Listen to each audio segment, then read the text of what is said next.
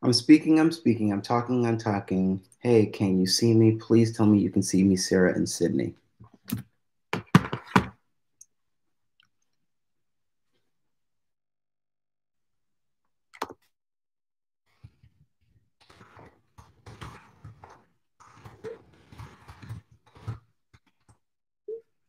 Hey, how much chuck would a woodchuck chuck if a woodchuck could chuck wood? Yeah?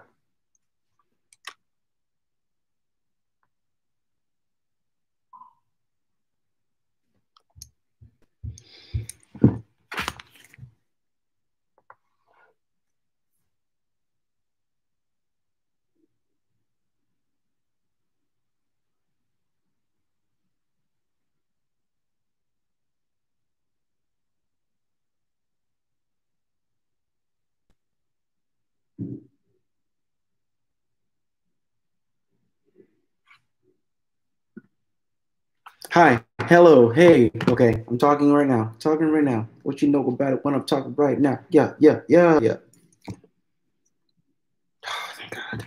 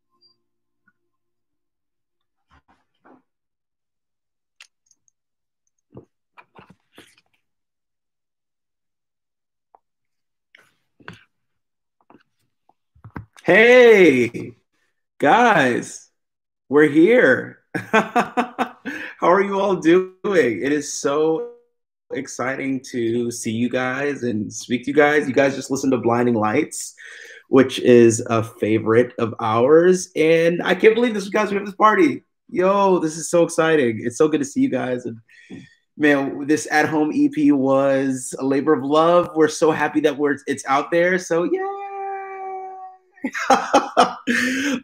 Yeah, man. I hope that we could take this time to just kind of hang out and answer some questions. So, my team has some questions for me. I'm looking through what you guys have from Twitter. So, let's see what we've got. Tina, with Tina Tinase, how was arranging during quarantine? Did you have many Zoom calls? I love you as ILYASM, of course. I love you so much. I'm obsessed with the EP. That's so glad. I'm so glad that you're obsessed with the EP. So yeah, the way we arranged was a little bit different. We had a lot of Zoom calls.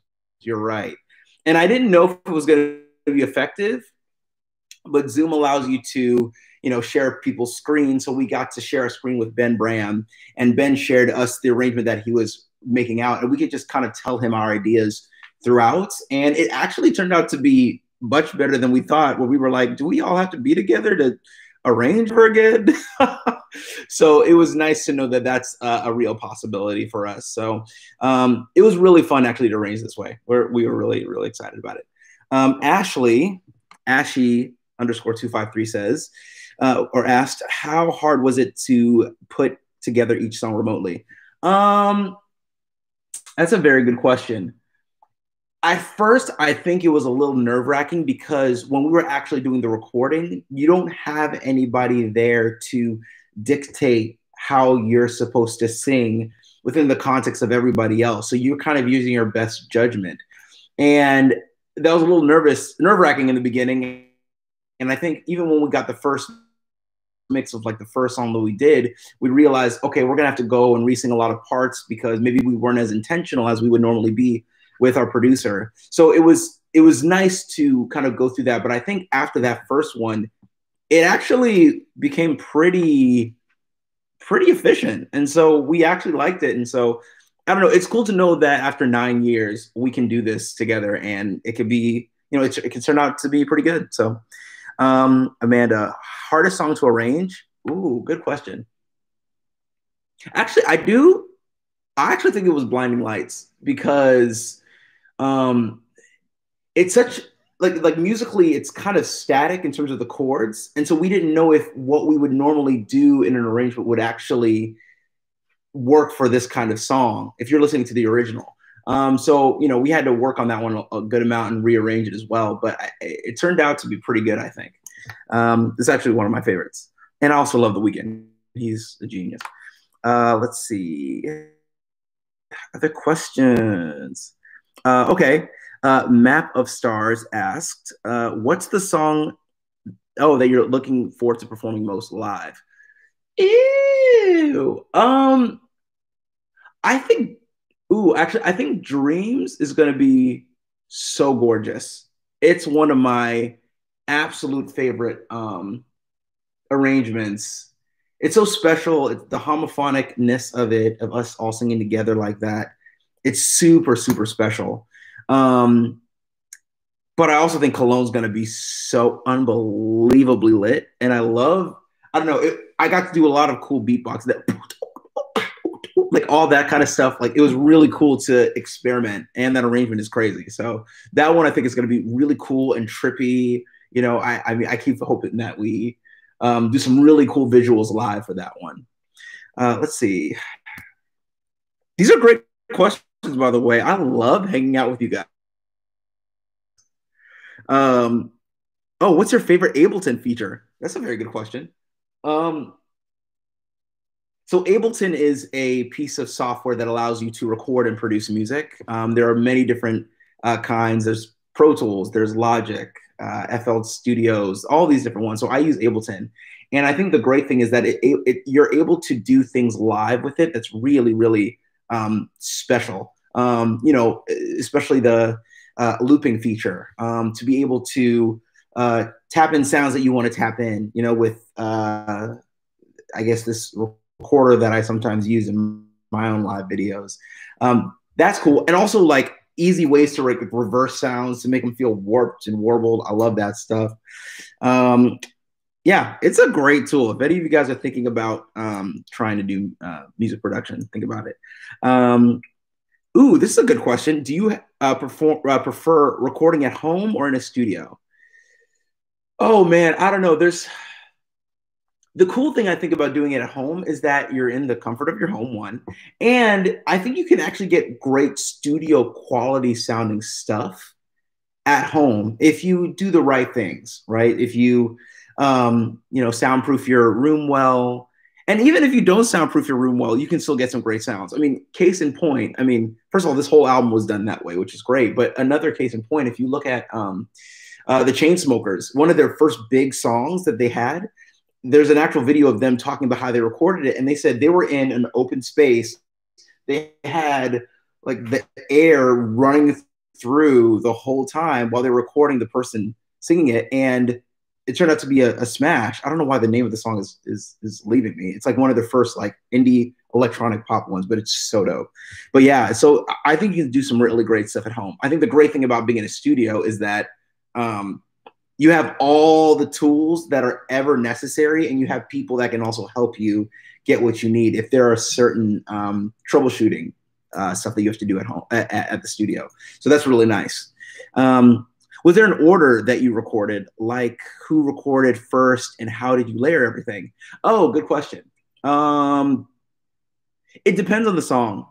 So if it's more homophonic stuff, I would say it's usually one of the trio that starts recording first. And then once they put that in, then it's usually Matt and I that go last. If it's one of the stuff that needs more beats, I think that kind of depends. Maybe it'll be like a solo that goes first, and then I'll go, or I'll normally go first, and then the soloist goes, and then the background parts know where to fit in within that. These are great questions. I love hanging out with you guys so much. You have no idea how much joy it gives me to to see y'all beautiful faces. Well, I can't see you, but you know what I mean. Hey Kevin, what do you miss most about being able to work on the music in person? That's a good question.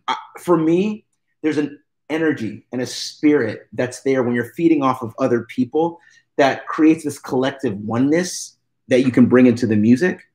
I love that so much. And it's so nice to be able to bounce off ideas and to feel that hype. But at the same time, it was nice to know that you can still execute without that necessary kind of tangible essence. So I am happy about that it is possible. Yeah, so it's been good. But I mean, what's your favorite TV show currently? You know what? I don't know why I never watched Friday Night Lights. I absolutely love that show. And Lee just let me watch, I think it's Big Little Lies, with the women in, I feel like it's an Orange County setting, and they're covering up this lie of what they did. That's been super. I mean, it's an amazing show. My goodness. Reese Witherspoon is a genius, and it's an amazing cast. So, how did you guys choose the songs for the EP? Oh, good question. This one, honestly, I feel like the way we normally do it is just find songs that we're all passionate about, that we like, that's currently out there. So, you know, Kirsty's a huge Billie Eilish fan, so she brought When the Party's Over to us. You know, I'm a huge Blinding Lights fan. I'm just a huge Weeknd fan, and I wanted that one. You know, Cologne was something that it was like me, Scott, and Ben arranged in 2015, originally for the original album in 2015, but we just never used it because it didn't make the cut. But, you know, I know we were all talking about, we wanted to start off with a bang. And that one, I was like, guys, can we please do this one? It is so good still. And so, yeah, I'm glad we revived that one, because it's such like a cool left of center choice, and it's dope. I don't know. I love it so much. Are you usually quite nervous before releasing a new EP?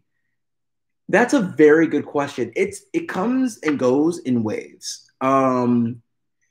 I think in the beginning, when we were starting off, I was extremely nervous, especially PTX Volume 1. I remember that one because this is a difference between being on a TV show and now becoming a recording artist, and those are two separate things, and you have no idea if that art will translate recording wise. I think live acapella really translates, but I just didn't know for that. So yeah, because I really believe in our arts and I believe in what we do. And, we're 5 people that have very different mindsets when it comes to music and different stylistic choicings that we like. So if we all know that we love it, then I feel a little bit more confident that everybody will like it too. Or that's the hope. I could be wrong. Y'all could be like, this EP, whatever. But, I feel more confident in that. So what's your favorite food? Wow. So it's pounded yam. It's taking yam, you smash it, and then you take kind of like a gravy, a tomato paste gravy with lots of spices, and you kind of eat it. If you've probably been to an Ethiopian restaurant, how you'll eat things with your hands, you'll take this pounded yam and put it in the sauce and you eat it. It's amazing. We had it at my wedding. It was great. How do you breathe when you beatbox? That's a really good question. So for me, there are 2 different types of snares that I think a lot of acapella beatboxers will use. There's this PF snare that I can't even do very well, but then there's also the K snare, which I think sounds a little bit more, to me, realistic and more hip hop leaning, which I love. And so for me, that K snare goes, right? And you hear that in all of my tracks. That's the way I normally get breath. So that helps me be able to beatbox often, and then or beatbox continuously. And I think with that K snare, you can use it very musically if you want, and you can use the breath musically. So if you use it musically, it works, and you're getting your breath in. What was the easiest and hardest part about working from home? I love you so much. I love you so much. My goodness. Uh, very good question. I just miss my bandmates. I miss hanging out with them. We spend every waking minute with each other, and so, I didn't realize how much I missed them until this quarantine, and it's been cool. We've had, all of us have had dates together on Zoom where we're just playing games, and or like Scott and I will hang out, on Zoom, or Kirsty and I, or Matt and I in separate groups and stuff like that, or Mitch and I, and that's nice. But I miss the camaraderie that you feel, the energy together, especially live. That's why we're so sad that we could